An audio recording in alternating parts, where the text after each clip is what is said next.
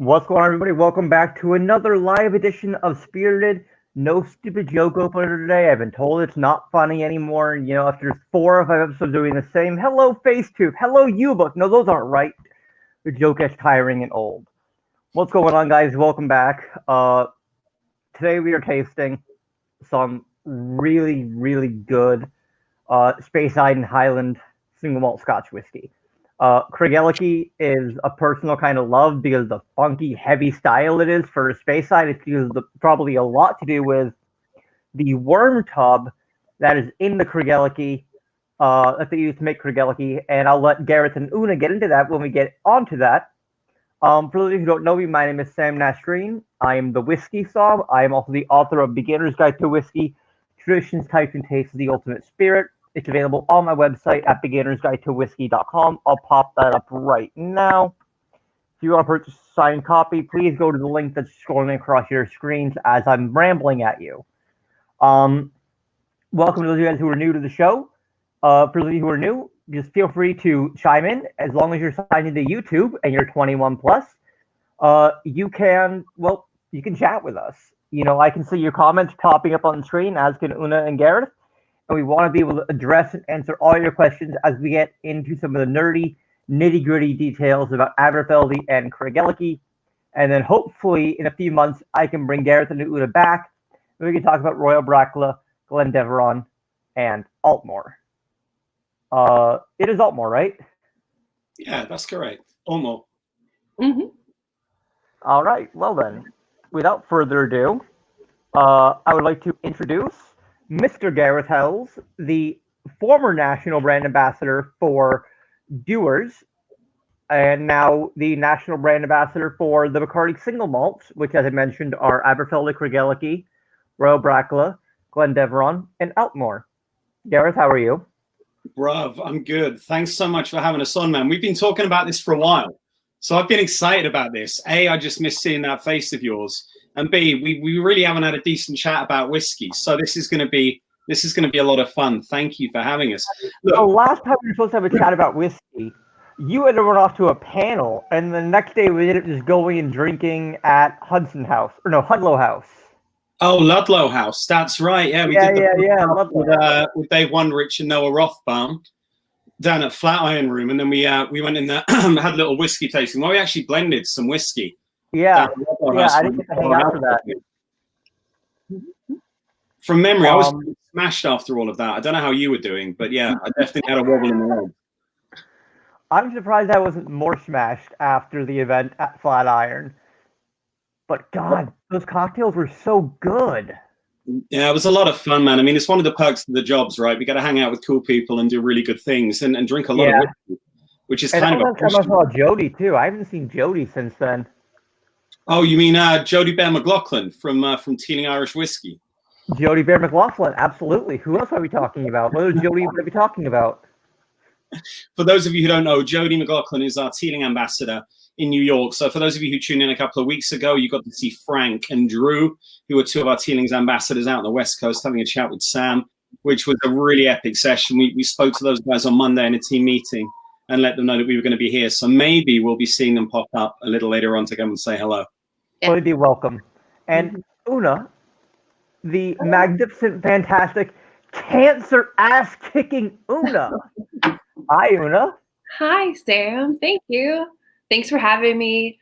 I am your local Los Angeles whiskey ambassador, and I take care of Southern California for Aberfeldy, the single malts, and for Teeling whiskey too. So love Jody as well. He's like such a good dude. He's a good dude. I'm really excited to have you guys on here.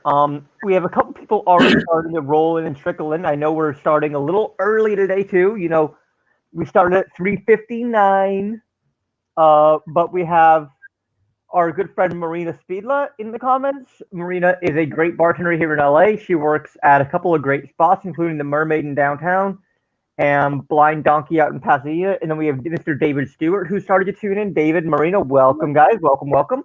So glad to have you here. Let's drink some whiskey. Yeah, let's do it. Enough.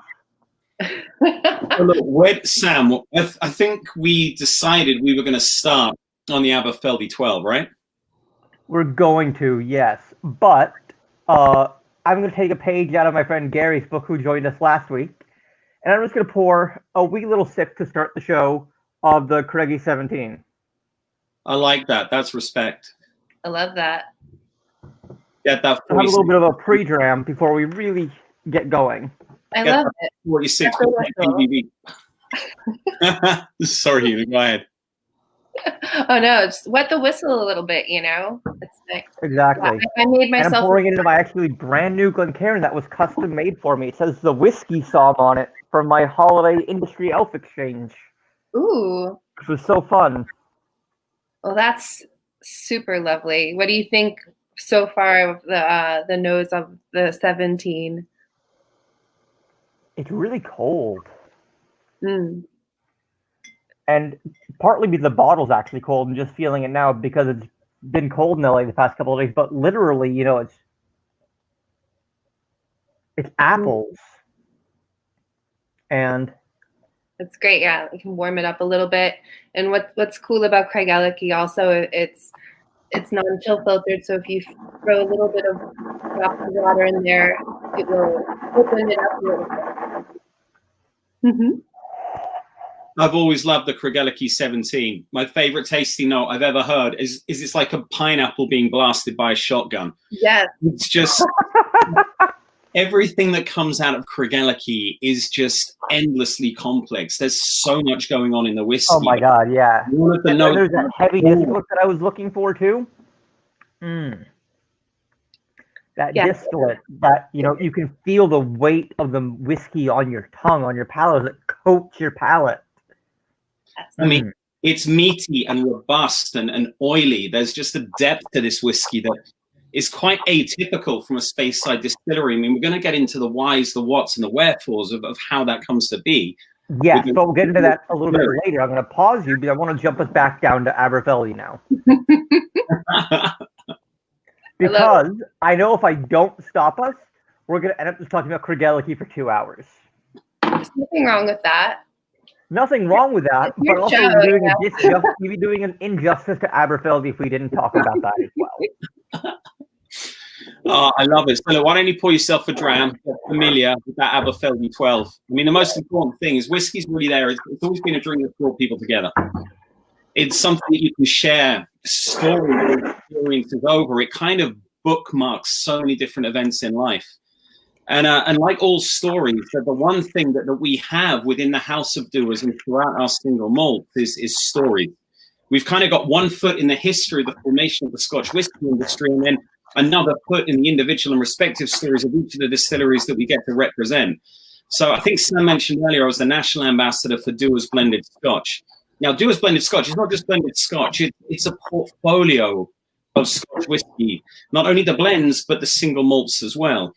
And we're about to move on to Aberfeldy. And what I'm going to ask Una to do is explain why Aberfeldy, historically as a distillery, is so important to not only the formation of Doers as a company, but also to the wider world of the wider Scotch whisky category as well.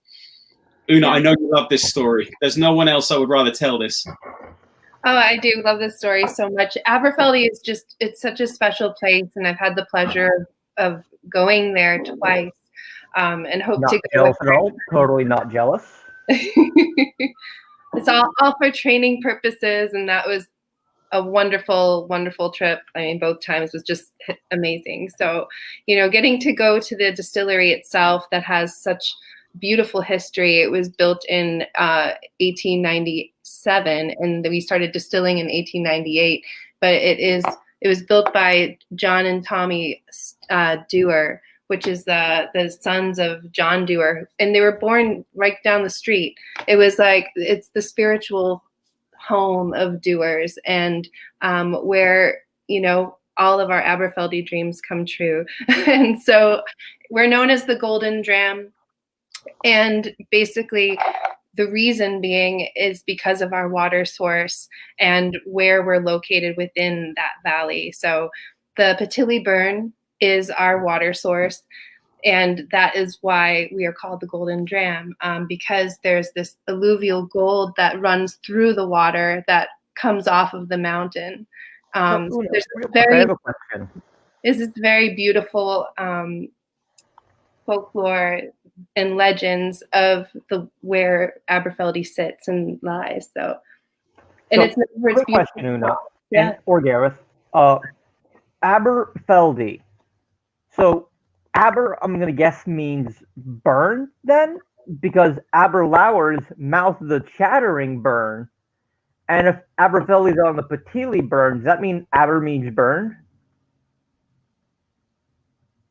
You know what? I'm not 100% sure. That's a really good question. I've never actually been asked that before. I've only ever known Aberfeldy as the village of Aberfeldy. I didn't look too much further into the actual construct of how that came to be. I mean, there's many rumors in Aberfeldy. I mean, it's the home of the water fairy, which I've been told a few times is what Aberfeldy specifically relates to. But I got to be honest, I don't hold too much truth within those facts as they're told. But I mean, that's something we can definitely find out, Sam, and I can get back to you. But that's a really solid question. Thanks for I love that. in the first 10 minutes, man. That's solid. Love that. Pardon? I said thanks for the trip up in the first 10 minutes. I love that. Yes, the Patili burn is the pool of the water god. And yes, that's definitely a wonderful question. So, I mean, in relation to the wider, Sam, I was going to say, in relation to the wider world of Dewar's and how the Aberfeldy distillery came to be, Dewar's was founded in 1846, and like the majority of blenders that were coming out from Scotland, think about that kind of late 1800 time period. They weren't distillers. Back then, they were merchants. They were businessmen. Dewar's started as a fine goods and spirits emporium on the high street in Perth in Lanarkshire. So what that meant is they were buying other people's whiskey and then effectively blending it to create something that was consistent. Correct. But, actually, you know, I'm going to just really quick jump in again. You mentioned that in terms of John Dewar's and Dewar's whiskey, but it's not just Dewar's. You know, another very prominent Scotch whiskey house started that way as well. They were also grocers and merchants, wherein they would purchase whiskey from others and then blend it together. So that's kind of a common thing for those who don't know.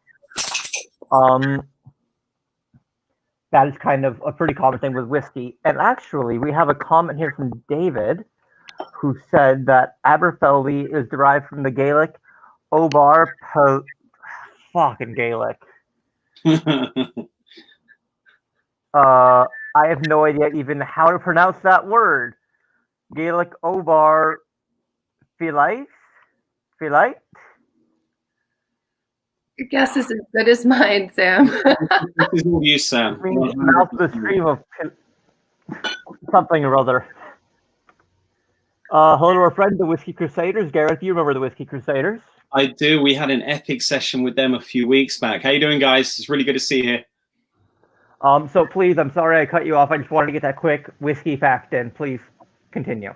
No, not at all. So, I mean, in essence, if you were looking at the whiskey industry within Scotland during that time period, there was a lot of whiskey that was being distilled, but they weren't regulated by the same rules that whiskey is regulated by now. More often than not, it was a lot of illicitly distilled whiskey. It was being drunk as new make spirit. It wasn't necessarily being aged. I mean, it was being made by crofters and smallholders who, in essence, were looking to turn a grain crop into something that they could trade for goods or services, or that they could sell for cash. And to be fair, considering they were rolling around the Highlands and Speyside of Scotland, I'd imagine it tasted pretty tasty on a cold and wet evening as you trumped through the grass wearing nothing but a kilt. But what people such as John Dewar and even Walker and the other original blending families understood was that there was a rising demand for this whiskey product that was coming out of their country.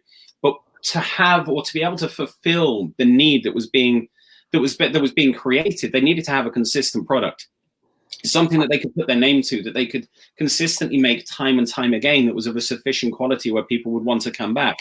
And they realized that if they took a series of things that individually weren't necessarily that great, they could come up with something that was bigger than the sum of its parts. And that was really the birthplace of a blended Scotch. Now, move on to when Aberfeldy Distillery was being commissioned in 1898. By that point in time, the Scotch whiskey market had grown exponentially. The demand for Dewar's whiskey had grown exponentially. So when John Alexander and Tommy came along, they effectively needed to secure a supply of whiskey that was of the right type and style that they then needed to feed back into the blending tanks. At Dewar's, Aberfeldy, when it was constructed, it was never built to release whiskey under the Aberfeldy name. It existed for one reason and one reason only.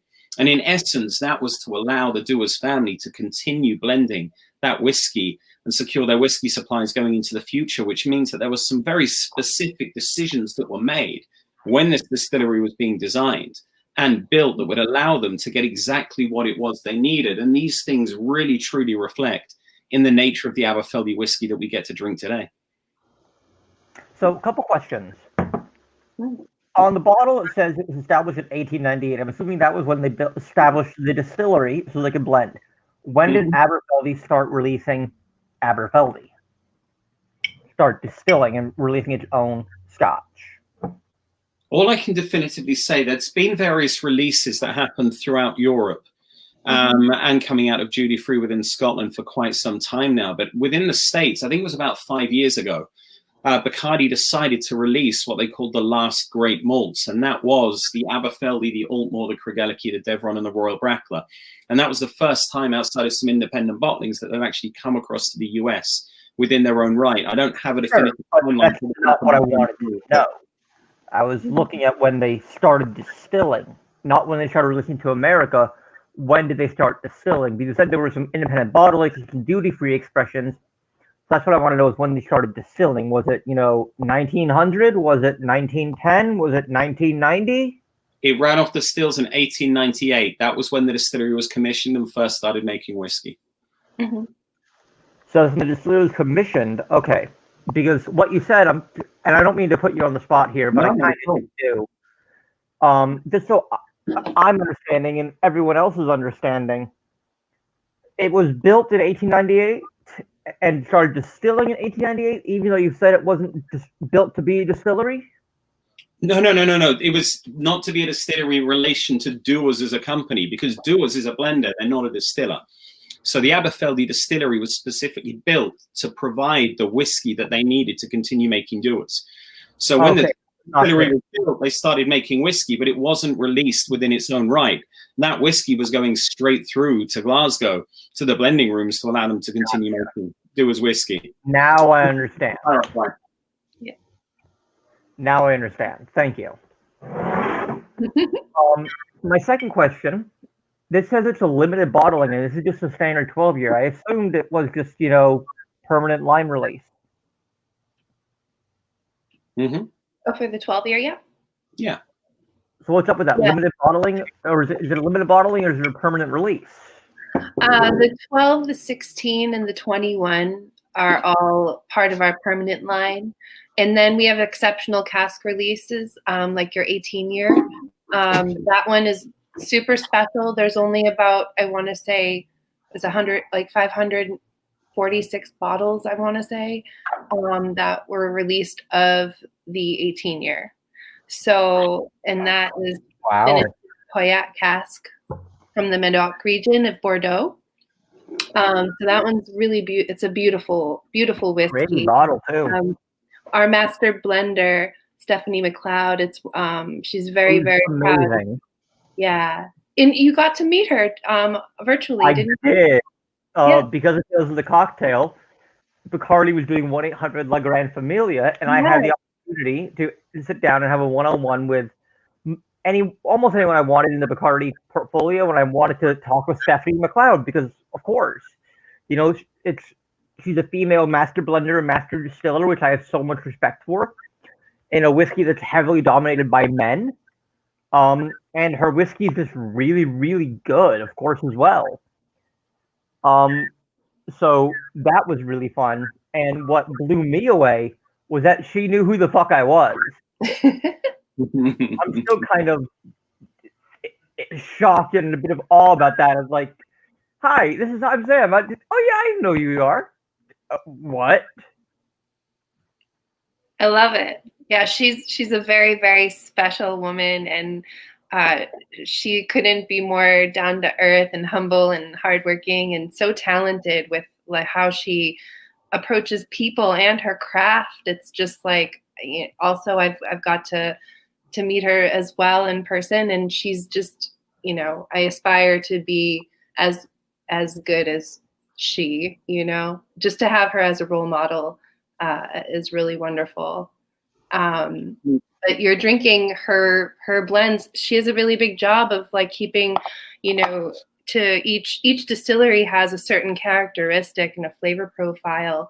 And she finds it and spot on finds it within each and every mark that we have. So, and especially the exceptional cask, it's so special. So I'm glad you get to try it today. That's one of the things I had a chat with her about actually is, how do you blend for a consistent flavor profile? How do you... Hi, Emily. One of our friends, Emily Chambers, just popped in and said, quick hi, y'all. Hi, Emily. Hey, John. Oh, sorry, John. I didn't mean to spotlight you, but I already said hi to you, but hello again, John. I asked her, how do you blend for a consistent flavor profile, especially when you have so many casks aging? And she said, well, it's down to basically a mathematical equation of we need X amount of this type of cask and this type of liquid, and we need X amount of this type of cask and this type of liquid. Combining them gives us Y amount that we then put into this type of cask to get this other type of liquid. And it was just, she made it sound super simple and easy. And now that I'm thinking about it and saying it out loud, even though, she said it's really, we have a formula that we follow, it's still a lot of work. And, there's always a slight variation in the blend to a consistent profile, especially for a single malt that you're age stating, is really impressive. Truly. A huge part of definitely. Sorry, go on. Sorry. No, I was just saying when she blends, she did say she loves to rectify her dram with half water for every single sample that she tastes, because it unlocks more flavors that she can uncover and unravel in her blending process. So I find that to be really interesting too. So whenever I taste people on whiskey and go through the motions, I always like to, start it off with just tasting it on its own, of course, and nosing it and tasting it, but also to add a little bit of water as you go. Absolutely. Just to see what happens. Some of the people in the whiskey Discord that I hang out in, the whiskey group I hang out in, we're talking about a sherried cask strength single malt from Speyside the other week. And I said that, well, someone recommended to me who works on the brand to do equal parts of this cask strength single malt scotch to water. And everyone's like, no, that's silly. Why would you do that? And I'm like, because it opens it up, either dilutes it and cuts through some of the high proof. It brings it brings it down to proof and, kind of up to temperature a little bit more as well. That will help open up some of the flavors. And that's why you add water to your whiskey. Usually I just add a drop or two, or like a splash, a scientific measure. A splash is a very scientific measure. And I personally don't like my whiskey on ice, but if someone enjoys that, I'll suggest them, get a larger ice cube, get a larger rock, because that way you're going to have the beauty of the dilution and some of the chill that'll bring it down lower temperature. That'll, but it also dilute it. That'll bring out some more of the flavors. Absolutely. I'm impressed. You're far more of a purist than me, Sam. I generally smash my whiskey neat with like Miller High Life or some kind of Spectrum beer.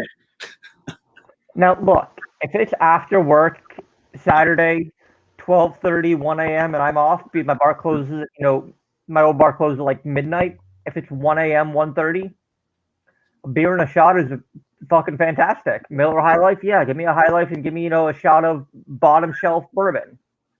But I mean, I will absolutely shoot high quality Scotch whiskey. I have no problem shooting whiskey. I did it last week. I'll do it right now if you want. But I usually prefer to take it neat and slow and enjoy it. I find that shooting it, you don't get as much flavor. I I really got us off track, didn't I? It's all right. I think it's a terminology difference. Smashing whiskey for me is drinking it. There's no speed in turn. I think you took smashing as shooting, which is fine. Yeah. Hey, you know what? It's your whiskey. Drink it how you like. 100%. And is that not the way, right? And that's one of the great things about whiskey. It truly is that spectrum, that rainbow, not only in terms of style and flavor, but the type of people who enjoy it all across the globe, no matter where it comes from. I mean, ultimately, if you bought the bottle, you can drink it however you want. There's a lot of rules that seem to exist within the world of whiskey, rightly or wrongly. And a huge part of the job that myself and Una have is kind of maybe break some of those barriers down, just help people understand how approachable whiskey can be, how it can be drunk in different ways and for different occasions, and just really try and get that next appreciator, that next whiskey appreciator over to the fold and put some liquid in their hands and getting them trying as much as they can. Because as you know, Sam, especially with your background and your skill set, the way you really truly understand the category is quite honestly by trying as much as you can, as often as you can, no matter where it is or what it comes from, because that's what really helps you hone in and understand what it is that you like to drink and why you like to drink it. There's a reason that I've discovered that I love it cask strength and peated, because I drank a lot of Islay, and then slowly as I worked my palate and, got more and more used to drinking, I naturally gravitated towards higher proof because I like that smack in the face, that, Yeah, 100%. But this, the beauty of the Aberfeldy 12 year, going back to keeping it focused on, what we're talking about today, it's spice, honey, and clove, and just, subtle notes of cardamom, and, it's just delicious. That's really interesting. Most people wouldn't necessarily get that clove and cardamom that you're picking up, but that spice note, it is in there. And for a 12-year-old, that's something that kind of really adds to the complexity of what that whiskey is, but it needs it because it has that central honeyed backbone that, kind of like really lets you know that you're drinking that typical Highland, but specifically Aberfeldy whiskey. John said, looking at his table right now, he currently has a Deanson and a High Life. I love it. Love that. Kindred spirits. And then Matt is agreeing with you, saying drink as many different whiskeys as you can. You have to exercise your palate, Exactly. For us, it's actually our job. Like, literally, we get paid to talk about and taste and, explain whiskey, which is amazing. And I like in your book, Sam, how you have a whole section in the back on how to throw a whiskey party. And if I like the potluck style approach and how everyone brings a bottle and you kind of, discuss and drink it. I think that's a lot of fun. So before I left Double Barrel, I got a private event one day down in Orange County. And, in the process of setting it all up, they're like, well, how do you want to do this? Do you want to bring the bottles? Do you want us to buy the bottles? And I'm like, here's my recommendation. They're like, all right, so what we're going to do actually just use your recommendation. If people bring what they want, I'm like, great, that's fine. And I'll just riff off of what we have. And there were easily 20 bottles there of different varieties, of different ages, of different quality. But I will tell you this, no one brought a bottom shelf whiskey. No one brought a bottom shelf Scotch. I was actually pretty impressed by that. And that is actually the day I found one of my favorite Islays. It's the Brook-Laddie Port Charlotte, MRC01, MRC being for Mouton Rothschild. Mm. And oh my God, I put that whiskey in my mouth. I don't usually drink when I'm at work. When I'm leading tastings, I do not usually drink. But I couldn't resist because it smelled so amazing, and it just sounded so amazing. It was the only one really I hadn't had there before too. So when I tried it and I put it in my mouth, I just started to salivate.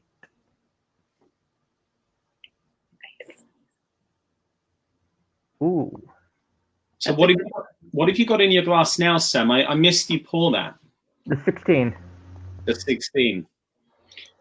Una, do you want to explain a bit about the distillery, the way it was set up, the production process that kind of really defines that characteristic of Aberfeldy whiskey? Yes, it's absolutely. We have 8 wooden washbacks and 2 stainless steel fermenters. And in the fermentation process of the barley, we go for an extra longer fermentation time of about 70 hours, as opposed to a traditional like 50 to 60. So when you increase that fermentation time, it allows everything to kind of come together and to make a more honeyed, fruitier whiskey, especially when it goes through the distillation process. And we have these 4 beautiful copper alembic stills. They're 2 wash stills and 2 spirit stills. And they're bulbous and onion-like, with long necks. And so that produces, when it goes through that distillation process and it goes up through the neck, it creates a lighter, fruitier, honeyed profile. That is the distillery character of Aberfeldy. I'm going to ask you to explain for the viewers the difference between a wash still and a spirit still, for those who don't know.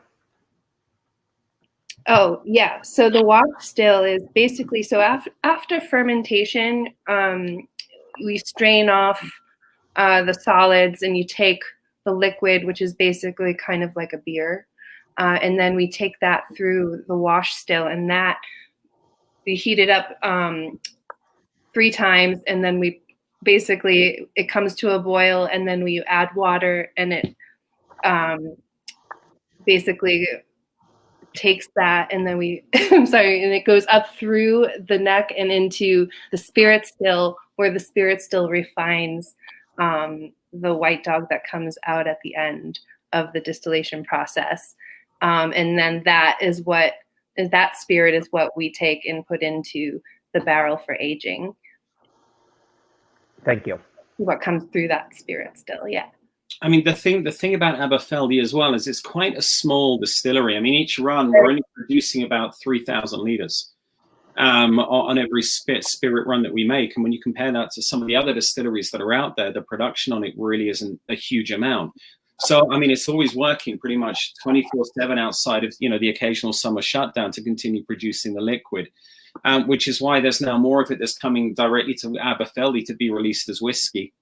And Stephanie's relying heavily on older stocks that's now in the warehouses for mixing back into doers. But, I mean, we're really lucky. I mean, as I mentioned, the distillery, when it was built by the doers, was built to specifically produce, in essence, a type and style of whiskey, which is that kind of floral, light and honeyed whiskey that you have in front of you right now. I mean, the 16 that you've got there, it's finished in Oloroso sherry for up to 6 months.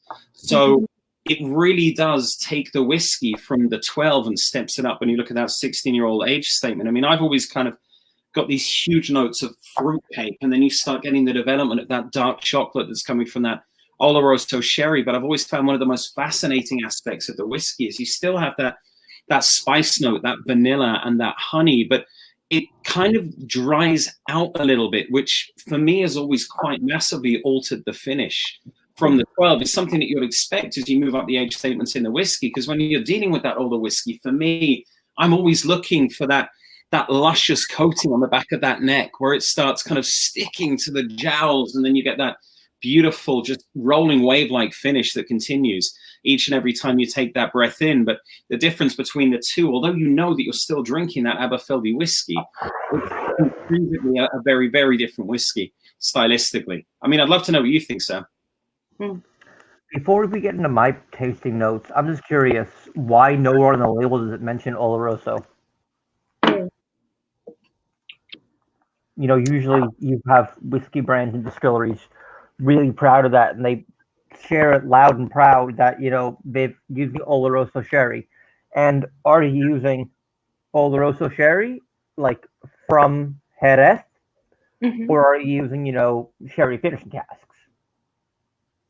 No, I mean, Stephanie's cask selection, we have some of the oldest relationships with cask producers that exist in Scotland, not only based on the volume of whiskey that we create, but also just how long doers have been around and the type of relationships that they had. I mean, a huge part of Stephanie's job, and you touched on it earlier, it's not only being the master blender for doers and then being the malt master for the 5 single malt distilleries, a huge part of her job, and when I say huge, it's a very substantial part, is ensuring that we're laying down enough whiskey to make sure that we have the ability to continue producing and protect the age statements that we've had. And for those who don't know, Dewar's as a company, so across the blends and the single malts, made a commitment to the age statement a few years back. It was when we brought out the Dewar's 25, when Stephanie reworked that. I think it was in 2017. So with the exception of the Dewar's White Label, which will always be a non-age statemented blend, any other whiskey that Stephanie and Dewar's produces will have an age statement. So she has to protect that. But the other part of that, when you're laying down that liquid is wood, is ensuring that you have the right type and quality of wood that you're laying your whiskey down into, because given all that work going through the distillation process, if you're not managing your wood supplies and your relationships and ensuring that you have the right quality of, well, the right quality cask, but also the right heritage within the cask itself, then it's a fool's errand. So these are real sherry casks, and these aren't casks that, you know, were virgin oak that they then put sherry into just long enough to season it. No. Not within the case of Stephanie's whiskey. To every understanding of Stephanie as a blender and a distiller, but also from every conversation that we've had, these are all 100% genuine casks. We don't need to go outside the scope to look for artificially seasoned casks when we talk or look to lay down our whiskey.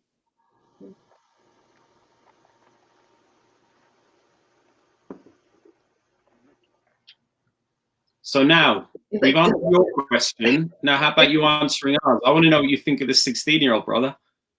I'm working on it. It's thick. It's oily. It's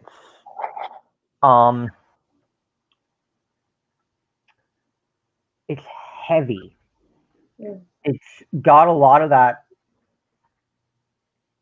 black pepper, white pepper, kind of a little bit of that ethanol evaporation pepper, but it's also got it reminds me of like the holidays and fruitcake and a little bit of like a black currant in a way. It is definitely a little, you know, like doughy. I can definitely see that. A little bit of clove. Baked Granny Smith apples. You know, you have that bright, sharp, tart sweetness of the Granny Smith, but it's slightly muted. It feels like, it tastes kind of like, you know, if you would have put it in the oven, it kind of like lost its flavor and got dehydrated a little bit. Kind of like a baked apple thing. That's what I said. That's interesting. I've never got that note before, but now you mention it, it's really interesting. It kind of just comes straight front and center at you. It's really mouth coating. It definitely coats the sides of your palate, especially. Not so much, you know, the front palate or the mid palate, but definitely the sides. For me, it's always just kind of stuck to the jowls, right? Just at the back of the cheek, just before it slides down the throat. I don't know if you guys call them jowls in America or not. Like back home, you can grab your jowl.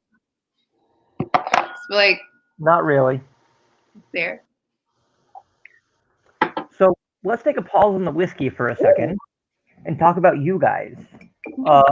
Una, why don't we start with you? How long have you been working with the malts, and what got you your start in this business?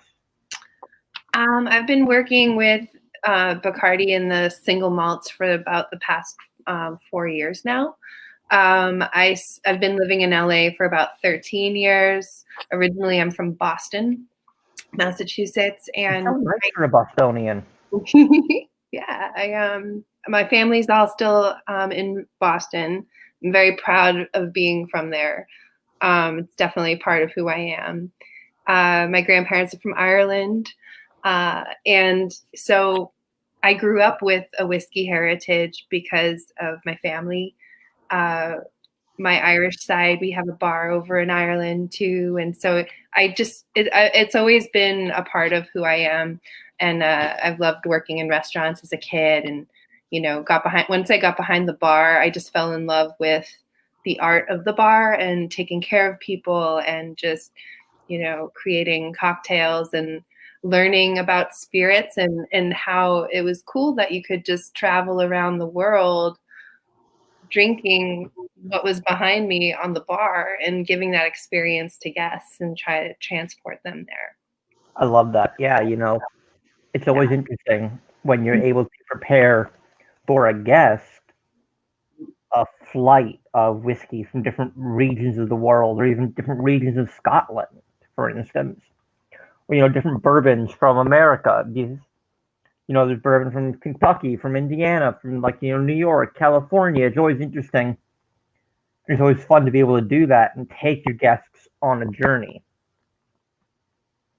Yeah, absolutely. And as a whiskey somm, you worked at a really beautiful bar, and you have all of the whiskey at your fingertips to assist your guests. One of my favorite things about that, I knew the inventory like the back of my hand. So I would barely even have to go over to the cabinets to pick something out. I would just give them a short questionnaire, and it's like, I'll be right back. And I would go and I would pull one or two bottles, and I'd stand there and what about that? No, what about? Oh yeah, that. And that's what's so great about, hospitality and the industry that we're in. And, it's especially in times like these, we have a huge gift of, bringing joy to people in what we do. And so, and especially with, these spirits that we're drinking tonight, they're crafted with so much love, and there's so much heart behind the brands themselves. I mean, I love being a part of this whole family that we're a part of, Gareth. It's true. I mean, we're very lucky to have the team that we get to work with. Yeah. I mean, within the whiskey team, and that's effectively the Teeling Irish whiskey team, and then the single malts team, we cover North America pretty well. I mean, I'm very lucky that I've been able to come in and I now get to work with the team that I do. So whether we're looking at Anne-Marie and Una and Drew out on the West Coast, whether we're looking at the kids in Boston, Chicago, Jody in New York, Gabe you down in Miami, who's just crushing things. You got Kyle and Irene down in Texas. Without a doubt, I can truly say I'm probably working with one of the best whiskey teams that's existing, or it currently exists, but within North America right now. So, I mean, actually, I've got a quick question for people. In the chat, where's everyone from? What are you drinking? Because all I can see is names, and I know nothing about you right now. I'd love to know a little bit more about you guys. Have you got a dram in your glass? I mean, I'm assuming that malted in Montreal, you're calling from Canada. I could be 100% wrong, but come on, let us know where you are. Yeah, and Whiskey Crusaders, where are they from? I saw they were asking where you got Craig 17. John Tran says he has the 2008 Bordeaux. He doesn't have anything Aberfeldy or Craigellachie, just to do his mezcal. Oh wow! Illegal mezcal. He's drinking some Deanston. That's a Deanston 2008 red wine Bordeaux cask. I hate you if that's the cask I think it is. I'm absolutely in love, and I can't get it anymore.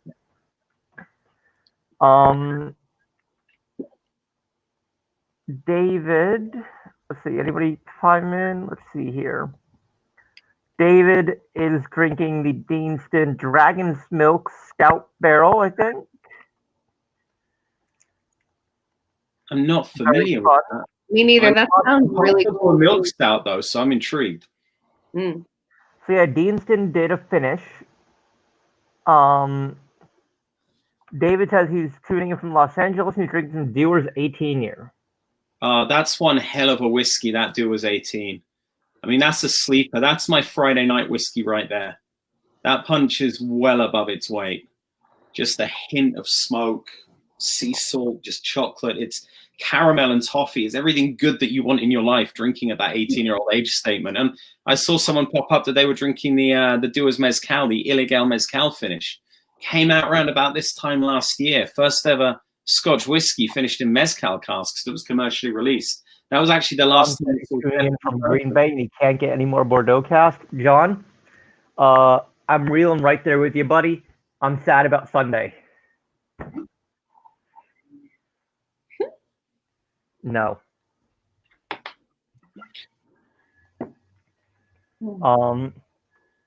David said he picked up the Dewar's 18 at duty free in Heathrow. It's my spiritual home. I live just around the corner from Heathrow, on the Surrey side. I know it well. You live in New York. How is that around the corner from Heathrow? Sorry, I still refer to my mother's house as me living there. You never truly leave your mother. If you ever knew my mother and my grandmother, they're probably two of the greatest women that ever existed and very much responsible for the person I am today. So I will always, even if I'm not there, that will always be referred to as home, as long as my mum's there. To mum. To mum. To mums, indeed. Yay. Mine puts up with me doing the show every week and then drives home with me after we live together right now due to COVID.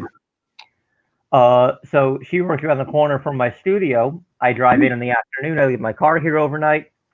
And then she picks me up when we go home and eat dinner. That's lovely. With Scooby? Yes. Yay. Gareth, I know you requested Scooby, but Scooby's at home today, so no Scooby Cam. I did try and figure out a way to get a Scooby Cam so that he could be seen during the stream. He's usually in the other room.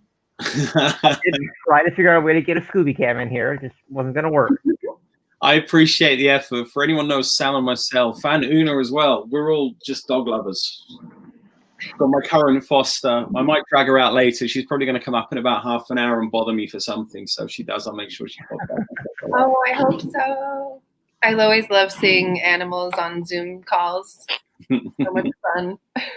I wish I had one with me. Very soon. Does your mom like whiskey, Sam? Pardon? Does your mom like whiskey as well? No, mom doesn't drink, actually. Mm-hmm. Neither of my parents strictly drink. Mom doesn't drink at all, and Dad will have an occasional glass of wine, like once in a blue moon. Yeah. I'm the drinker of the family. Don't know how it happened that I fell in love with whiskey and neither of my parents drink. I got a quick question for both of you. I mean, because you bartended in LA at the same time, right? Did you guys know one another during your bartending careers, or is it kind of a connection? Una was working on Saint Germain when I started my career. Yeah, I was the Saint Germain specialist as well as bartending at Faith and Flower downtown. But before that, I was at Osteria Mozza, Soto. I kind of jumped around and worked at a lot of different places. Learned a lot of different techniques, different things. But yeah, I met Sam when I actually first started with Aberfeldy and the Malts. He came to my very first activation. No, it was before that. Way back. And you showed up with a I'm here for the Scotch t-shirt. And I was like, it was my first activation. And I was like so nervous. I was like, you worry, you invite people, you're like, come to my event. And you wonder, you're like, I hope people come. And then he came with that shirt and I knew everything was going to be okay. And we all had a great time. So actually, thanks, we met at National Martini Day at the association. Oh, yeah. When I was... You were still on Saint Germain. You were the heap for Saint Germain. Yes. And then we switched over to the Malt. So I'm like, oh, fantastic. Now we can actually do work with her. Now we can actually do shit together and do shit with the bars, and I can talk to you about whiskey now, and we can do all sorts of fun whiskey shit because, Saint Germain is great, I'm sure. I've never had it straight up, but I'm sure it's great. But, as we all know, whiskey is what I do. I love my Saint Germain, and I use it in my cocktails all the time. I like to play around with it and, cooking with it with syrups and putting it into a version of a Bobby Burns cocktail that I made today in honor of Robert Burns. Thank you, Una, for reminding me. This is also our belated Burns Night celebration. Yeah. Cheers. So, Gareth, since you are the closest thing to a Scot on this channel tonight. I'm not sure the nation of Scotland would be happy with that, but sure, we'll run with it. Why don't you talk a little bit about Robbie Burns? Ravi Burns, son of Scotland, poet laureate. I mean, God, this guy was pretty incredible. I like this man a lot. I mean, he's reputedly the most famous Scot, or the most popular Scot who's ever existed. He was born January 25th, which is why on his birthday every year now you have what is the Burns Night celebration, which would usually, in better times, if we could all be together, involve the recital of some of his poetry, as that was really what he was known for, the presentation of the haggis. For those of you who don't know, he was the creator of the song Auld Lang Syne, who historically would have been sung at Hogmanay. For everyone else, that would be New Year. So Hogmanay being Scottish New Year, for everyone else, when we sing Auld Lang Syne, that was one of his poems. He was really a bridge as Scotland was changing. He was very much involved in the Romantic era. As that time was coming about, he was a great sympathizer of not only the American Revolution, but also the French Revolution as well, which really got him in hot water. He was known in Scotland as the ploughman poet, because he really was a man who came from the land, not only from his family, but also with his first wife. I mean, he was a farmer, he owned farmland. I think one of my favorite facts about Robert Burns, and not a huge amount of people know this, is now he was born late 1700s. Well, say late 1700s, at the back end of the 1700s. He actually died at the age of 37. But back then, probably one of the most despised jobs that you could have within the nation of Scotland would be a tax collector, a revenue collector, trying to collect tax from the distilleries that were operating in and around Scotland. They were known as gaugers. Robert Burns, who now is the favourite son of Scotland, historically was a gauger, a tax collector within Scotland in the later years of his life, and probably had one of the most hated jobs that existed. There's a lot of grey areas and darkness within the life of Robert Burns, but there's also a huge amount of light. And now, of course, historically looking back, reverence for what that man represented, and the way that he used Scottish words and converted folklore and tales into things that were written down and now preserved within the historical text of what it is to be Scotland as a country. So when we talk about Burns Night, the 25th of January, it's the celebration of the life of the man who was the son of Scotland, the poet laureate, a bard, and the ploughman poet. So that's a little snippet about what Burns Night is and what it represents. And we will go out and end the show today with a spoken word recital of Auld Lang Syne, unless either of you want to sing, because I know sure as hell no one wants to hear me sing. People would be unsubscribed from my channel, like, nope, bye. Sam, I have very few skills in life, and singing is definitely not one of them, so I'm going to pass. Una, I bet you sing like a canary, right? I bet you've got a singing voice. Put me on the map singer. Oh, so the cocktail. I saw your question. I was trying to type in the chat, but I used Aberfeldy 12-year. I did 2 ounces of that, and instead of, I did a little half Saint Germain instead of Benedictine. Usually that's what would be used in a Bobby Burns. So instead of Benedictine, I did Saint Germain with a little bit of sweet vermouth, and then a spritz of absinthe. So delicious. And a little twist of citrus. I had lemons, so I just did a little lemon swath on top. Boop, done. You just stir it, or you can, if you prefer it on the rocks, you can do that too. Fantastic. Thank you for that, Una. Basically, like I'm done. I know you and I had a chance to really kind of chat about your background a little bit, but we didn't get into Gareth's background. So I want to do that before we start talking about the 18. And I'm going to try and hold off drinking it, even though I just poured myself a wee dram. I'm going to keep on with the 16 until we finish letting Gareth talk. Yeah. And prattle on as he does. Thanks. That's such a beautiful. For the record, by the way, guys, Gareth and I are really good friends. We love each other. We talk shit to each other all the damn time. I still think that me you can try and razz me today on the show.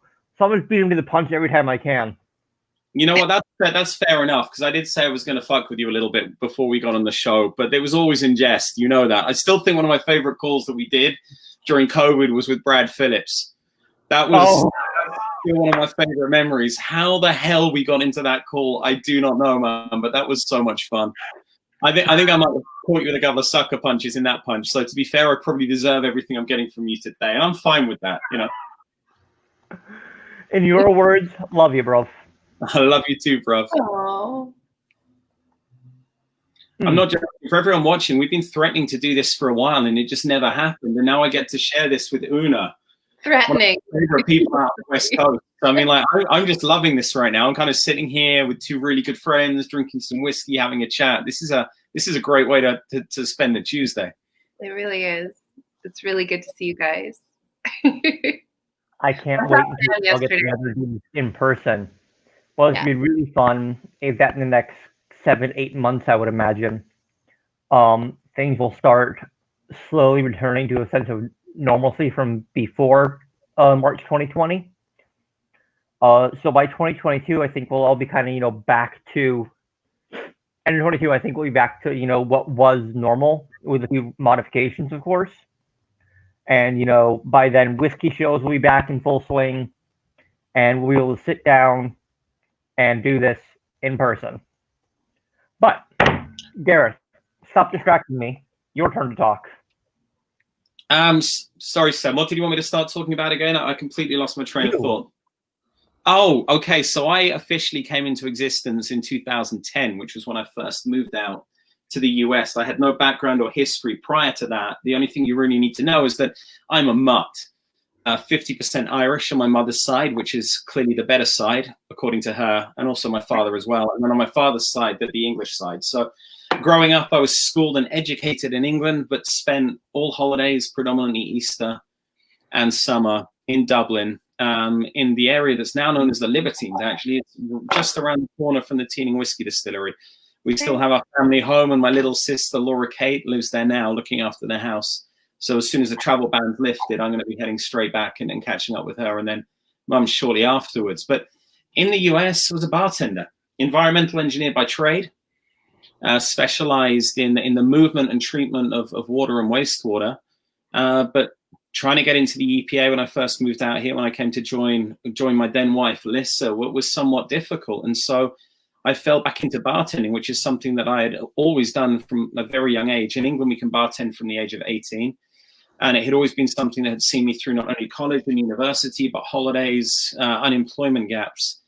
So I ended up bartending in London for 10 years prior to New York. And I've been with Bacardi now for about the same time as Una. So about 4 years, came in as the national ambassador for Dewar's Blended Scotch. And then it was at the beginning of December. I had the opportunity to move across and work with the larger whiskey team, specifically looking after the single malts, but I'll still, be keeping an eye out for Dewar's here and there, as I'm in New York and there's no one else really to do it over here. Well, in Brooklyn, New York. And so, that's pretty much me, Sam. You're actually the one who introduced me to the higher end marks of Dewar's, because, everyone's seen white label. Everyone knows it. Everyone's had it. And, there's nothing wrong with white label, but it's Dewar's white label. It's got a bad reputation. And, I had never had anything against Dewar's. I still don't. But it was at a whiskey show that you're like, have you had the new Dewar's? I'm like, no. And you handed me the Double 25, I think it was. And I'm like, holy shit. Some pretty good stuff, right? I know you're not bashing on white label. You're right. Within the world of blended Scotch, there's certain connotations that exist, whether we want to admit it or not. Everyone has a Dewar's story if you're within a certain age group, and normally it starts with my dad drank it, my grandma drank it, my granddad drank it, or when I was at college. Right? We fully understand that. But Dewar's has been making that whiskey for 100, or blending that whiskey. It's the 175th anniversary of Dewar's this year. There's a reason that bottle, and it was released in 1899, has been around for as long as it has. For anyone who hasn't revisited that blend for a while, I'd definitely recommend picking up a bottle and going and trying it, because I'm fairly sure that any connotation you have from a historical perspective is not what you will have if you were to try that incredible blended Scotch right now. And I mean, you mentioned the double as well. So we spoke about Stephanie.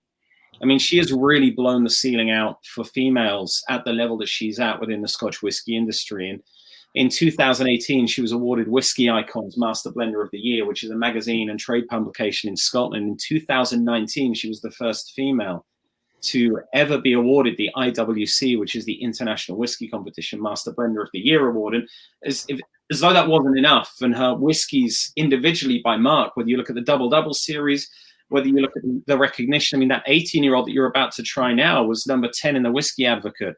New releases overall for 2020. She then went back to back, I think only the second or third Master Blender to ever do it. And she was awarded by IWC Master Blender of the Year for 2020 as well. I mean, she's very much the matriarch of our firm. I mean, she is the reason that we go to market, that we have this incredible whiskey to talk to people about.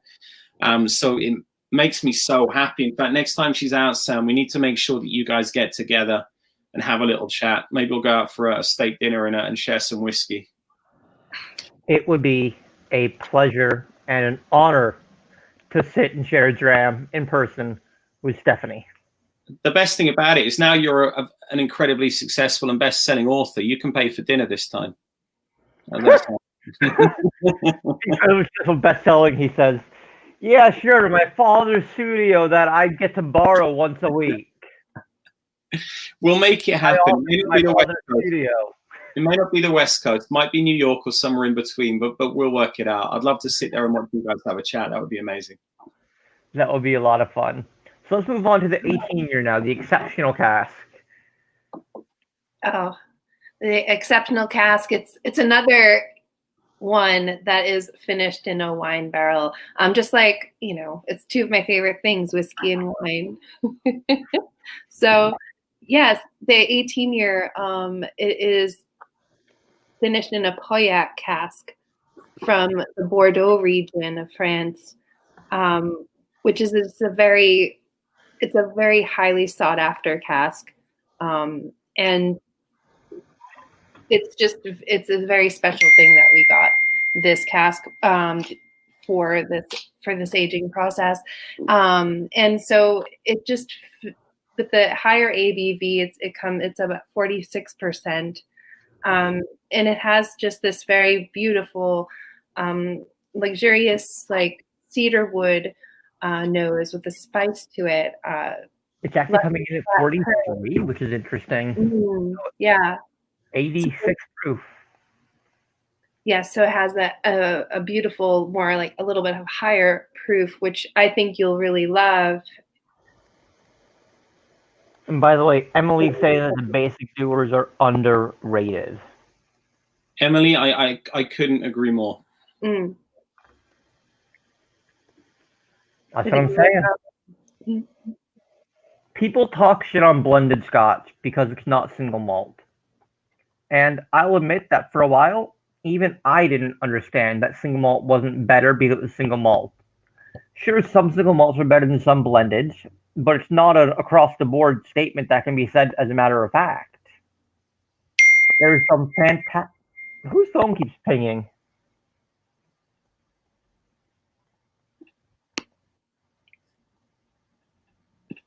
Gareth, it was you, wasn't it? No, 100%. My phone's on silent, tucked in between my legs. I wouldn't do that. I wouldn't do that to you. I wouldn't leave my phone on and talk to you on your channel. Then.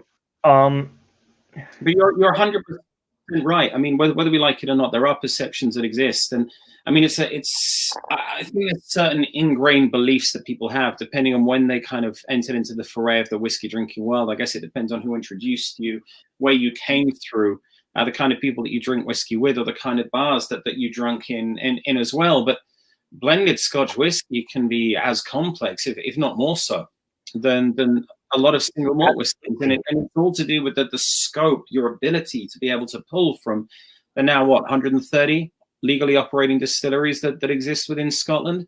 I mean, when we talk about a single malt, of course, at Aberfeldy, this is whiskey, 100% malted barley, water, and yeast that we are producing, and it can only come from that Aberfeldy distillery. But when you're a blender or you're Stephanie McLeod and you're looking to construct a doer's blend, you can basically use whatever whiskey that you can purchase, buy, trade, beg, borrow, steal. It doesn't matter as long as it's in Scotland and it's being distilled. And and aged for at least 3 years in oak, then you have the ability to use that as a component to build a level of complexity and depth of flavor in. And this is one of the most fascinating things. So because the blenders are not distillers, what they're doing is they're using the entire whiskey producing nation of Scotland to effectively create and replicate a flavor profile that they then look to consistently produce and bottle. Whereas if you're a distillery, a single malt distiller, and you're producing liquid, what you're doing is you're taking this specific attributes of the circumstance and the terroir and the distillation equipment and the history of the place that you're in, and then you're using that along with the types of woods and age statements and then finishing barrels you have to create something that's truly exceptional as well. I mean, effectively, it's the same job. It's just a slightly different approach that you're taking in a slightly different field of scope that you have to be able to pull and influence flavor and character from. I mean, I truly think if you ever stop learning when you're working within in the world of whiskey, and Sam, I'm sure you'd agree with this as well, then you should probably stop working within the world of whiskey, because there's so many incredible people and so many incredible things that are happening all the time. Just even trying to stay abreast with people like us is difficult. But I mean, that's why I say, I mean, it really is a spectrum of character, of influence, of flavor. It pulls in the culture, the historic, the modern, the technology. There's so many different things that come into play that create effectively what we can all agree on, I'm sure, is without a doubt one of the most romantic drinks that you could possibly have within your life.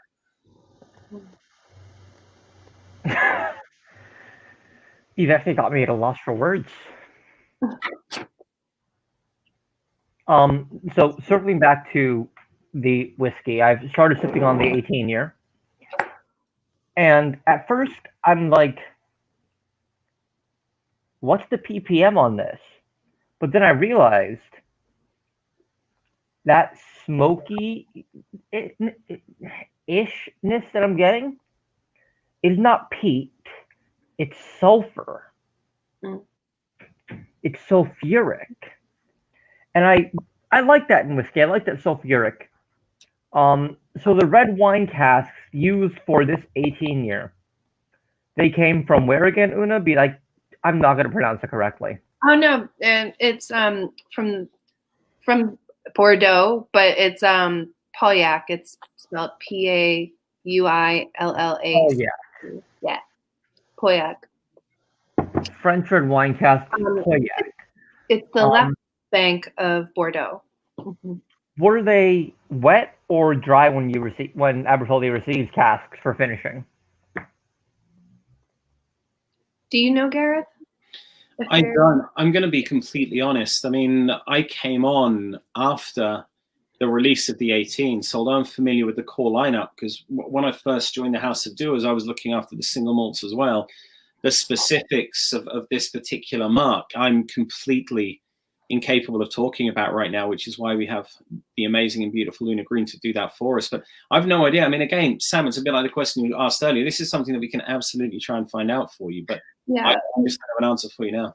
No, in terms of it I'm curious if it wasn't flat packed and, shipped across on a pallet, if the barrel was set wet, did they put some kind of like sulfur, like some kind of candle or whatever? There have been in the past wineries that would put like a sulfur candle in the barrel to prevent like mold or something growing. I don't remember exactly what, in between when they dump it and before the whiskey distillery fills it. I don't have the exact information on that, so take a look at that. But there have been known to put sulfur candles occasionally inside barrels. I don't know if it's coming from France, more in that, I just know it's been done in the past. Interesting. Like, honestly, we'll fire an email over to Stephanie and ask, because I mean that sulfur, if you're picking up a sulfur character, it has to come from the barrel. We're using 100% non-peated barley. It's not something that's going to be picked up in the production process. Certainly not with the type and style of stills that we have, and especially considering that at Aberfeldy we're using shell and tube condensers as well. There just isn't something that would give that character or influence outside of the wood to the whiskey itself. That's what I was saying. I was curious, and I'm like, at first I'm like, is this peated? Like I said, like, what's the ppm? Then I realized, that it's obviously, maybe like 1 to 2 ppm depending on like water or something. Although I don't know if water can really affect ppm. But especially with Aberfeldy, which is an unpeated Scotch, like Macall's an unpeated Scotch, but they have like less than 10 ppm. I've heard. I don't know for certain on that one, but it's interesting because that's what I'm picking up. I'm getting some of that red wine cask, and I had the opportunity to try the 18 recently. Drew sent me a wee little sip of it, and something about it, just there's that really strong sulfur, and it's not a bad thing. It's not like rotten egg, but you can kind of taste that. I'm trying to figure out a good way to describe it other than just sulfur.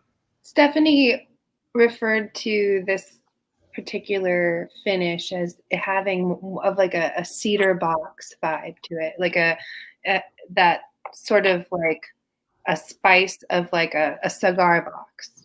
Like if you open up a humidor. This is the finish. This is through the front and the mid palate, even into the back palate. This has that, ashen, fiery, almost campfire extinguished, campfire-esque, note to it. And that's just what I'm focusing and I'm honing in on. Just out of interest, how many tasting glasses have you got? 5. 5. You didn't accidentally double up with the 17, did you? It's only Not at all. The favorite one that you started off with. 17 glass you can see is right the behind bad side. I'm really intrigued. I'm going to have to ask Stephanie. I'm really intrigued by this flavor note. I mean, I'm going to be honest with you. I smoked for way too many years back in my youth. So my palate is still, I would consider it developing. I understand balance, but there's certain nuance that I still haven't quite regained the ability to pick up, which is why I'm fascinated when we do these things with someone like you, Sam, with the nose and the training that you've had with this, the kind of slight, the difference in opinion of the different things that you will pick out of a whiskey. And I've always been very, very honest about that with almost everyone that I've met within the world of whiskey. I identify a good whiskey in a slightly different way rather than looking for those, specific unicorns of flavor profiles that would exist. So, yeah, let us speak to Steph, man. And I'll send you a text or I'll fire you an email across and let you know what she says, because I really want to know the answer to this as well. Please. No, I'm really curious.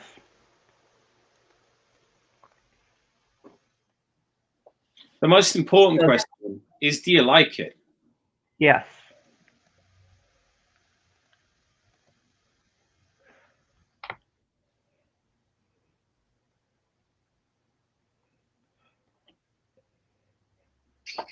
On the nose, it's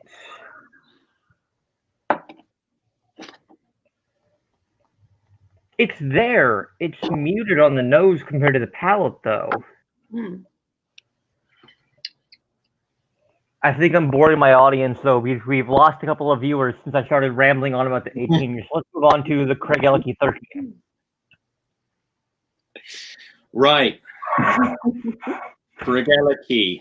Well, Craigellachie. I like Craigellachie a lot. One last thing I'm going to say on Aberfeldy is that on the 16, a little bit on the 12, but mostly on the 16, I got kind of that heavy, viscous, kind of style that I find on the Craigellachie because of the worm tub, which is interesting, and it piqued my curiosity. Yeah, the worm tub condenser is very, it's such an interesting process. Actually, before we move on to the Craigellachie, let's stick with Aberfeldy for a second. I have a couple of questions that I forgot to ask. Number one, what are you distilling at? So you take it, into the still for the first run in the wash still. Obviously, it's low proof. It's like, let's say just 10% ABV. After the wash still run into the spirit still, what are you distilling for the hearts cut? So low wines is going in at Aberfeldy at around about 25%. A new make is going to come out at kind of that 68 to 70% ABV level. Cuts are interesting. I mean, on still time, now if I've got this correct, I think we're cutting around about 25 for about 6 hours before we then stop cutting. It's around about that time period. So the heart is a fairly decent timer of the still run that Stephanie's doing there. But of course, dude, as we know, whiskey's that mythical and magical beast where things don't always necessarily operate in the way that they do. So, but I mean, that as a gauge, and not being Stephanie, and she would really know. And to be fair, the distillery managers and the still workers would know even more so than her. That's roughly what we're looking at. So we're looking at about 8% coming in, 25% off wash, 70%-ish on new make spirit. And then, of course, it will get cut down slightly before it gets put in the barrel and shipped out to the aging warehouses. That will happen in Glasgow. That won't happen in Aberfeldy. It gets tankered out now. I mean, you know, the rick house that we have at Aberfeldy Distillery is really purely for the distillery museum that was built in the 2000s, which is very much kind of the spiritual heart of the doer's home. So my next question is, for barreling, what's it going in at? I couldn't answer that. Yeah. Sorry, repeat that. Sam, I couldn't answer that.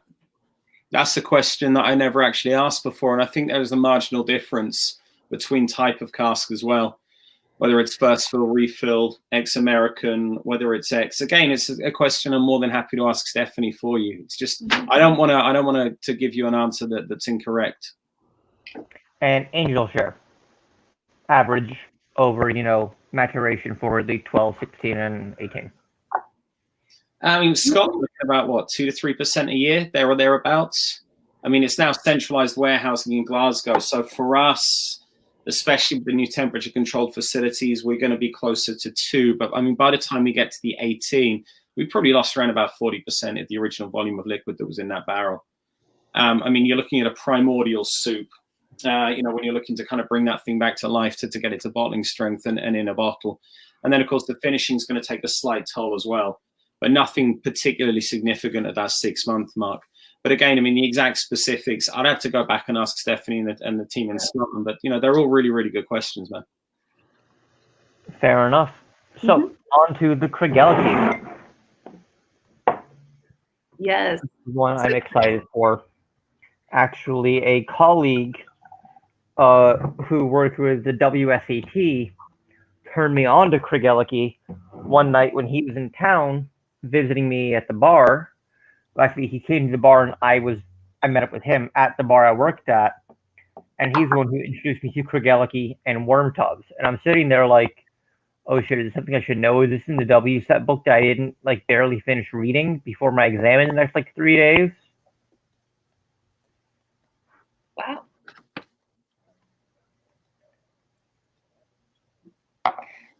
Guys, excuse me for 1 second. I just heard a huge crash. I think my dog's getting into something. Give me a moment. I'm going to be right back, okay? Sure. Of course. And bring your doggy with you. So, Una, why don't you tell us a little bit about the Craigellachie? Oh, yeah. So Craigellachie it's our Speyside. So Aberfeldy is from the Highlands of Scotland, and Speyside is just a little nugget of land within the Highlands. So it is super delicious. It started in 1891 by 2 gentlemen, Alexander Edward and Peter Mackey. So those 2 founders. If you're familiar with Lagavulin, for instance, Peter Mackey, he was the founder of that. So in the Scotch whiskey world, there's all these characters that come together and are all linked up. Sure. So it's really cool, But Craigellachie it's super special because it goes against what is typically considered a Speyside style. So a typical Speyside style whiskey is you'd say it's grassy and herbaceous. It's really light, lovely. Craigellachie, we oil fire our barley, and so during the malting process, so it has this really cool a sulfuric quality that sticks to the barley. And during the whiskey making process of Craigellachie, Sam mentioned worm tubs, and it's a game of copper contact. So when we put everything through the stills and then through the worm tubs, it's this delicate dance because of that sulfuric quality that we impart onto the barley during the drying process. We want to hold on to that flavor. So in order to hold on to that real flavor, quick, going back for a second, for those watching right now, watching the replay, who aren't familiar with worm tub, can you explain what that is to them, please? Worm tub. So it's a series. It's like a very long piping system made out of copper. Oh, welcome, friend. Oh, look at that. Gareth, this channel is very dog friendly, so thank you for bringing the pup. It's my pleasure. She was just trying to get my dinner, which was on the other kitchen counter. Oh, She looks like an angel, but she can act like a devil at times. She just loves snacks. Like you? She loves snacks and snuggles. Yeah, pretty much. Version of me. So Una, please continue about worm tubs. Oh yeah, so the worm tub we were talking about the whole game of copper contact that Craigellachie plays with keeping that sulfuric flavor of the barley, because that is the distillery characteristic of Craigellachie. But with the worm tub, if you can kind of picture, I mean, it's basically like, picture your apartment filled with a gigantic copper pipe that goes back and forth from wall to wall, and that winds its way all the way down. So like once the spirit comes off the spirit still, it drips down through the worm tub condenser. And because of this, it drips down and it comes through at the end. It's this game of copper contact, basically, that we want to hold on to. We're not stripping all the flavor out of the whiskey itself.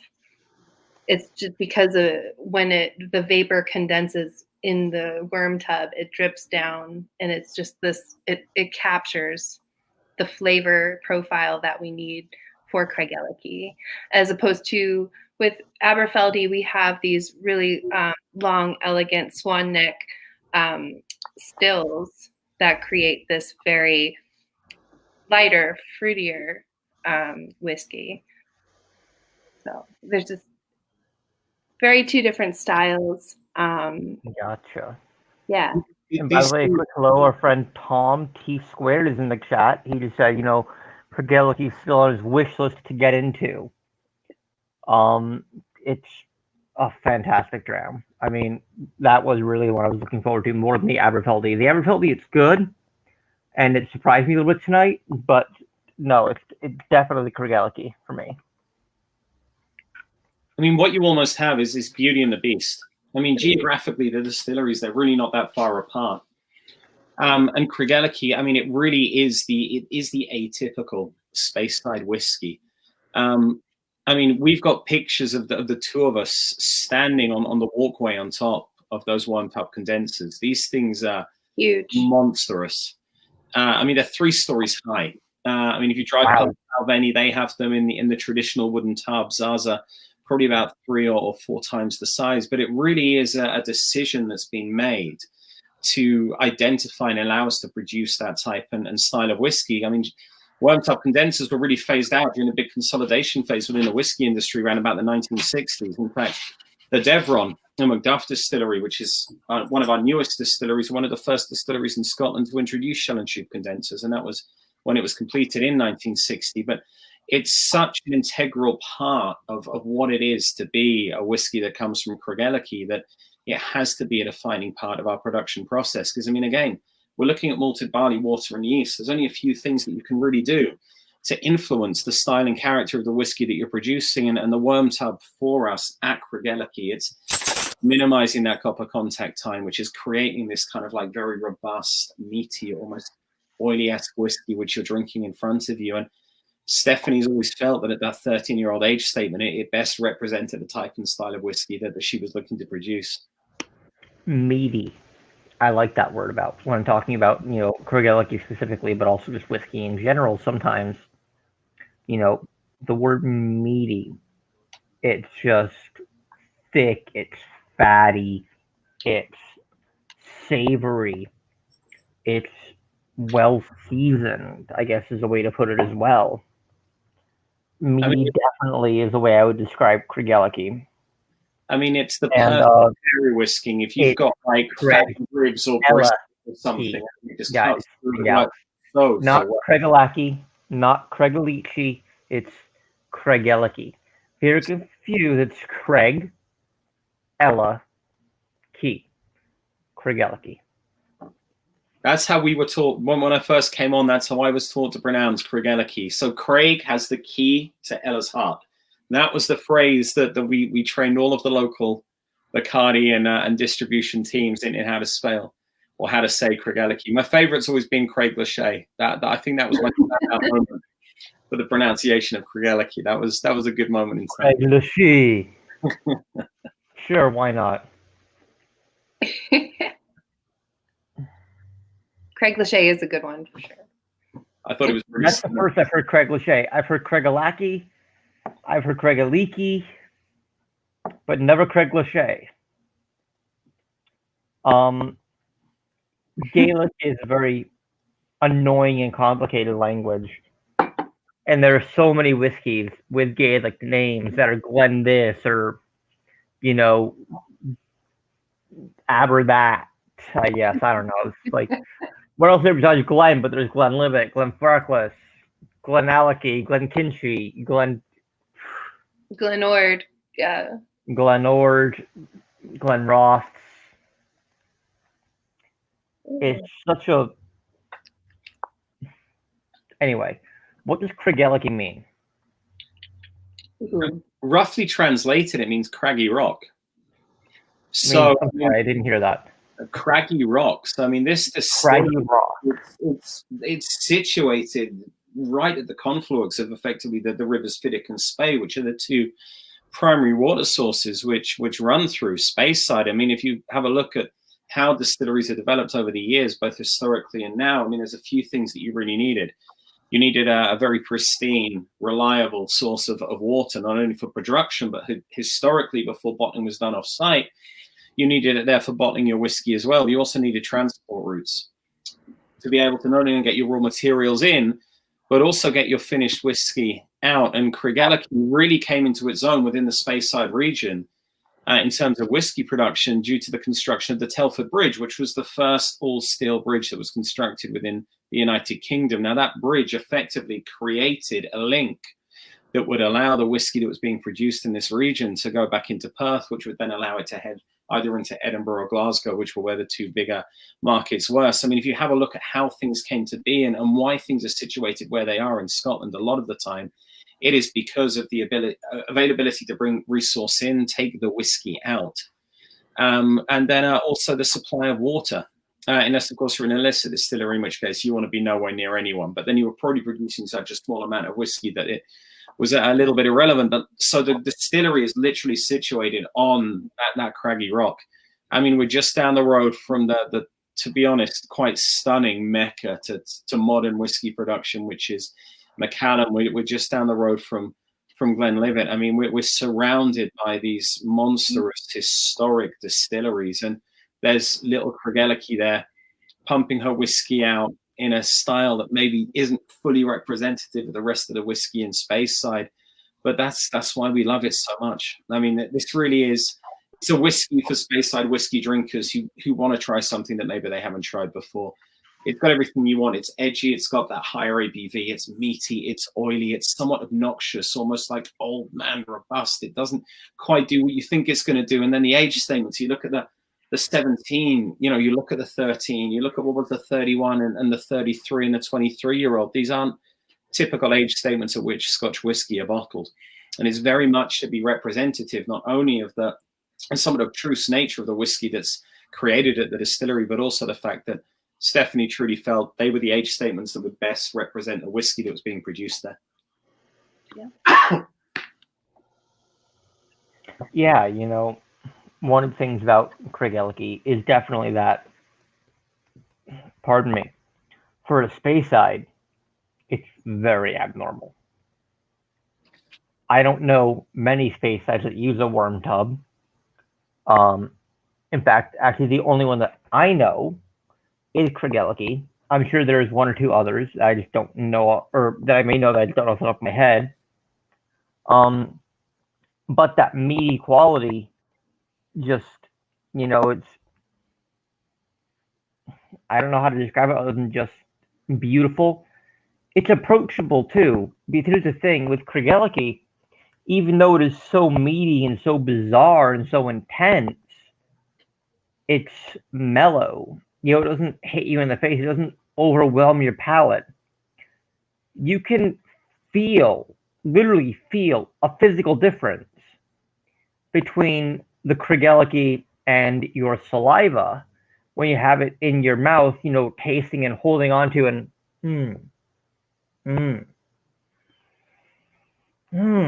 Being wrapped in a cozy blanket. 100%. Not like a blanket, more like, it's sitting just on the surface, like oil and water. And they don't mix. So you can see and literally feel the difference. And I just think it's beautiful. It's a great analogy. In fact, Stephanie will use the same analogy quite often when she talks about blending whiskey together is the ability to take things that are very different, such as oil and water. Now, oil and water will never fully mix, but if you give it enough time and you allow it to rest, it will integrate. And that's very much essential to if you were to talk about Dewar's, the double aging process that Dewar's goes through with their whiskey. But still, when she's creating the whiskeys from the single malt distilleries as well, it's very similar, that ability to let those flavors harmonize and come together to be able to replicate those age statements of whiskey that get produced within the confines of the flavor profiles that a distillery has the ability to be able to make in terms of its new make spirit is very important. So yeah, nail on the head there, brother. I'm just rambling like an idiot. It's all right. You look great, though. That's the Really? most important thing. Pardon? I said you look great. That's the most important thing. Occasionally I hit the nail on the head. Occasionally, even this crazy kid can get something right. So as we move on to the 17 year, we're going to start winding down a little bit. We're getting close to that 2 hour mark. And I don't like to go over 2 hours, Occasionally, I know, Gareth, you feel a little like, well, what the hell? They went 3. And that's because, we had a crazy virtual distillery tour. So once you guys have a distillery tour. It's all right, bro. I think when we spoke on the phone, I was like, there's hell no I'm doing 3 hours. There's no chance. I was like 1:45, maybe 2 hours max. That's good for me. Well, the distillery tour was really cool. It was really cool. Drew did such a great job. It's such a cool technology that's available that Teeling has. And it's yeah. It's beautiful. And I wish more places had it available, for the consumer, for, the general public to show and to be able to, work with. Just want to give a quick shout out one more time to my industry elf for the super dope gift. It says the Whiskey Song. I don't know if you guys can see that over where you're at. Yes. But it's my first custom Glencairn. And it's from my industry gift, Ronica Dillingham, who works for Uncle Nearest out in the Midwest. And it's from our buddy Ben over at Barrel Raised. We are just looking for, and this is totally not a paid sponsorship. I really appreciate his work. He just does good work. He's a nice guy. He's a member of the whiskey community. If you're looking for dope, Glencairn or glasses or whatever, custom etched, custom branded, hit him up at Barrel Raised on Instagram. He's got a dope Etsy shop. Actually, the funny thing is that I purchased for my giftee a Glencairn from him this year, and then I got a Glencairn from him as a gift. So I just thought that was kind of funny. That's very cool. You said barrel raised? Barrel raised. Gonna add in. Yeah. Ben Rhodes. That's the one. Got it. Good dude. Thank I you. hit him up in almost panic. I'm like, dude, I know it's almost Christmas. I know it's almost the end of the year. Can you make and ship this Glencairn to arrive by New Year's? He's like, no promises. 2 days later, it was dispatched. And I'm like, the hell? He's like, yeah, you asked me for a reasonable request to get it out by New Year's. To hopefully have it delivered by New Year's. Not like, Christmas Eve. Can I have it tomorrow? So I put it the priority list. I'm like, who knew that actually being reasonable would get you bumped up in priority? I love reasonable people. Cheers to being reasonable. My father has a saying that he taught me. The reasonable person adapts to the world. The unreasonable person adapts the world to them. Therefore, change depends on the unreasonable person. Think about that for a second. Some sage words of wisdom there, brother. Yeah. I didn't expect to be thinking this deeply about anything, especially questions of life. Especially 6 whiskeys in, because, again, this is my second going back to. We've gone all the way back to the beginning. Well, dude, aren't you glad that we didn't do the Altmore, the Devron, and what else are we missing? Brackla. Yeah, we'll have to come back and do that. But if you're interested, we do actually have a virtual Aberfeldy tour. Now you tell me. Well, I only found out about it a week ago. I had to jump on a call with Matthew Sees, our global ambassador, and we ended up doing it together. But I didn't know it existed until then, so we didn't have the conversation. I'm letting you know now. We do have one with Aberfeldy. Now, I thought Georgie was the global ambassador. No, so Georgie, being just the phenomenal badass that she is now effectively the global head of advocacy for the incubation brands for Bacardi. So for those who don't know Georgie Bell, she was the global single malt ambassador. Also worked a lot with Dewar's as well. We've got Fraser Campbell, who's our global ambassador, who's based in London for Dewar's Blended Scotch. And we've recently taken Matthew Corinder, who's now our global single malt ambassador, who was actually born in Aberfeldy, lives just around the corner from the distillery. And he's now looking after our single malt whiskey, effectively virtually everywhere else other than North America, because North America has us. So we're going to try and drag him out at some point in time. But yeah, no, she's now heading up the whole of advocacy for Bacardi incubation brands, man. She's good for her. Everyone's boss in the space of a very short period of time, which is going to be awesome because there's very few people as qualified as she is within the world of Scotch whiskey. I mean, a bit like Stephanie, those two work so closely together. They're really trailblazing for Bacardi and our single malts, which is great. Do you remember, Gareth, how we met and where we met? I'm a few beers and whiskeys in, right? Was it out on the West Coast or was it New York? Give me a clue. West Coast. West Coast. All right. Frank was in town. Mikey Neff, was it? Pardon? Was it staying at Mikey Neff's old bar? Or am I confusing with someone else? No, it was at Faith and Flower. Oh, really? Was I with Jamie? No, you with Dan. Really? Yeah, I was here for a healing event with, I think it was Steven. Oh, God, I remember. It was in the back room. I remember the Teeling event. Yep. All right. I don't remember meeting you there, but I remember the event. Wow. I worked. Don't take that personally. It wasn't meant like that. I worked that. I remember when I was bartending at Faith and Flower when that event was happening. But wow. Yeah, but I was with Saint Germain at the time. Ah, all right. Yeah. How funny. I was in the bar area, so. Yeah, we were in the back room. Yeah, So that back room is beautiful. it is gorgeous, and I can't wait to go back there. Yeah. Jason Flower's a cool little spot, and they got great whiskey. So talking about the 17-year Craigellachie before we wrap up. Oh, yes. So the 17-year, what's beautiful about the 17 is there's an additional a sherry cask influence that isn't in the 13. I thought so. Yeah.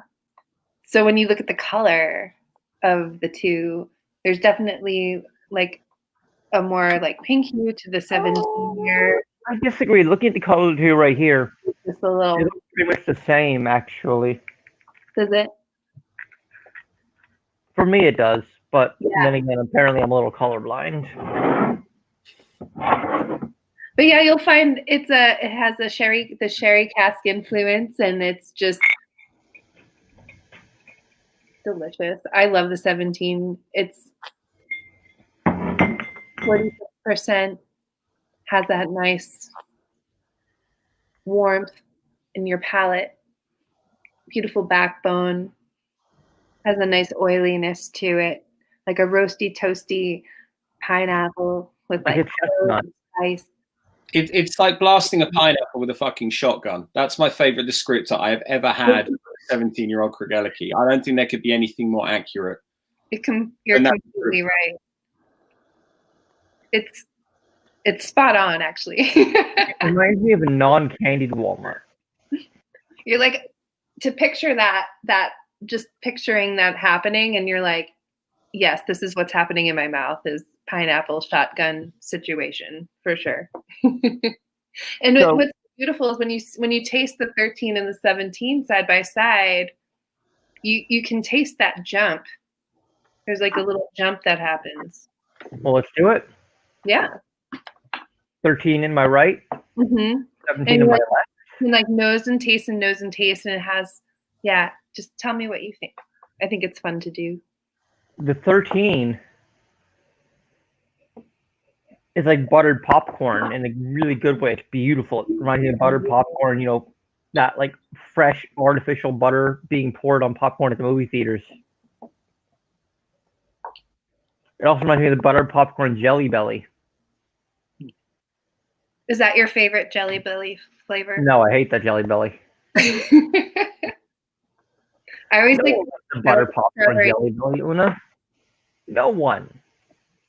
Maybe psychopaths, but no one rational likes that one. What if I was like, that's my favorite one? Would you still be friends with me? Further proof my point then.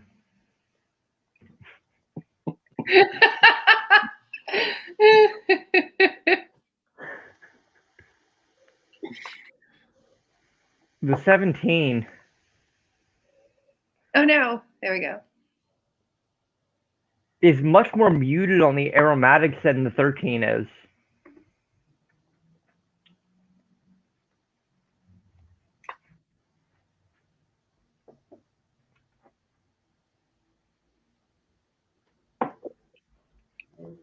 I don't want to rub my hands together because I'm just going to...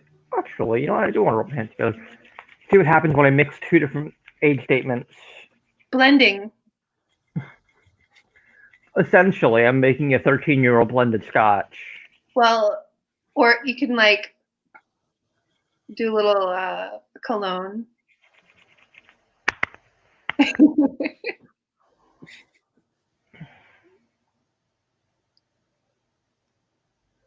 Yeah, the 17 is a lot spicier, whereas the 13 has that same spice, but it's mellowed out by kind of, you know, a malty, bready sweetness. Mm. So, as I promised to our viewers earlier, let's wrap up today with some auld lang syne. Should auld acquaintance be forgot and never brought to mind? Should auld acquaintance be forgot in days of auld lang syne? For auld lang syne, my dear, for auld lang syne. We'll take a couple kidneys yet, a kindness yet, for days of auld lang syne. We twa run about the braes, and bid the gowns I give up. was a noble effort, my friend. Thank you guys both for tuning in. As long as you did, if you did. We will see you next week. There's been a slight schedule change. I'm not going to reveal who next week's guest is quite yet. But, yeah, Gareth, Una, don't go anywhere. Thank you so much for joining me today. I'm going to pull you guys out of the stream for a second. Thank you. As I just say goodbye to all of you guys. Thank you so much for watching. Again, if you haven't already subscribed, please do so. Hit that like and subscribe button, ring the notification bell. I go live every Tuesday at 4 p.m. till approximately 6 p.m. Pacific time. If you haven't got the book yet, you can order it at beginnersguidetowhiskey.com. I'll put that banner up right now.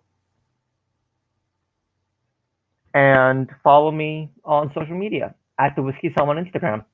Cheers, and we'll see you next week. Thanks a lot, y'all.